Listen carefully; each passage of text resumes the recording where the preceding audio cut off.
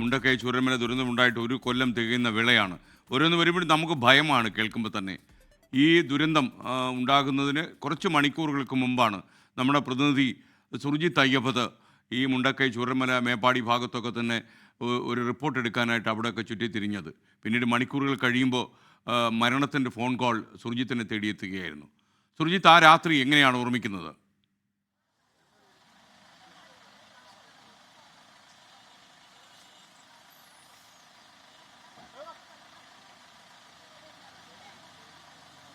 ബോക്സാണ്.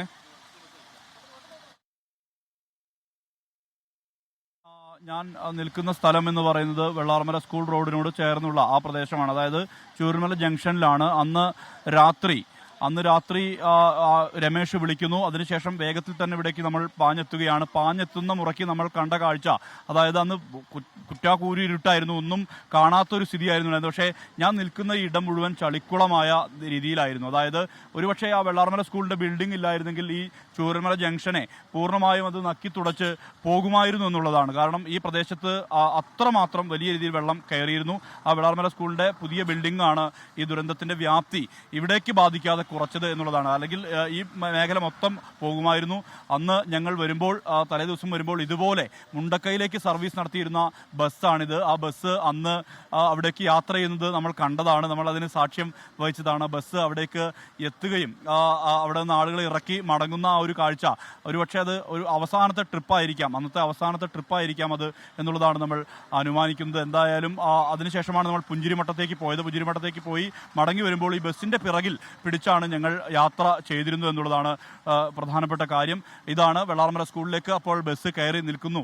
ഇതിപ്പോൾ ചൂരൽമല വരെയാണ്, അപ്പുറം ബെയിലി പാലമാണ്. അതുകൊണ്ട് തന്നെ ഈ ബസ് ചൂരൽമല വരെ മാത്രമായി ഇപ്പോൾ സർവീസ് നടത്തുന്ന ഒരു അവസ്ഥയാണ് നമുക്ക് കാണാൻ കഴിയുന്നത്. മറുഭാഗത്ത് അവിടെ ആ ഫ്ലക്സ് ബോർഡിൽ മനുഷ്യരെ കാണുന്നു. ആ മനുഷ്യർ പലരെയും തലേ ദിവസം കണ്ടുമുട്ടിയ ആളുകൾ പലരും ഇന്നില്ല എന്നുള്ളതാണ് യാഥാർത്ഥ്യം. SKN ഇവിടെ നമുക്ക് ആ ദൃശ്യത്തിൽ നമുക്ക് പലരെയും കാണാൻ കഴിയുന്നുണ്ട്, പല മുഖങ്ങളും കാണാൻ കഴിയുന്നുണ്ട്. ആ പല മുഖങ്ങളും തലേനാൾ ഞങ്ങൾ കണ്ടുമുട്ടിയ മുഖങ്ങൾ പലതുണ്ട്. അതിൽ വ്ളോഗർ കുമാരനടക്കമുള്ള ആളുകളുണ്ട്. ഇതിനുശേഷം കണ്ടുമുട്ടിയവരിൽ ഗുരുതരമായി പരിക്കേറ്റ ആളുകളുണ്ട്. അങ്ങനെ പലതരത്തിലുള്ള മനുഷ്യർ ഇപ്പോഴും വ്ളോഗർ കുമാരൻ, ചൂരൽമലയുടെ സ്വന്തം വ്ളോഗർ, അദ്ദേഹത്തെ ഓർക്കാതെ തരമില്ല. തലേ ദിവസം രമേശ് കൈ തന്ന് ഇദ്ദേഹത്തെ ചാനലിൽ കാണിക്കണം, ഇവിടുത്തെ സ്വന്തം വ്ളോഗറാണ്, ഇവിടുത്തെ കാഴ്ചകൾ, അതായത് ഇവിടുത്തെ ഉത്സവത്തിലെ അമ്പലത്തിലെ കാഴ്ചകൾ, പള്ളിയിലെ ചടങ്ങുകൾ, വെള്ളാർമല സ്കൂളിലെ പരിപാടികൾ, ഇതെല്ലാം തന്നെ കാണിച്ചിരുന്ന ആളാണ് വ്ളോഗർ കുമാരൻ എന്ന് പറയുന്നത്.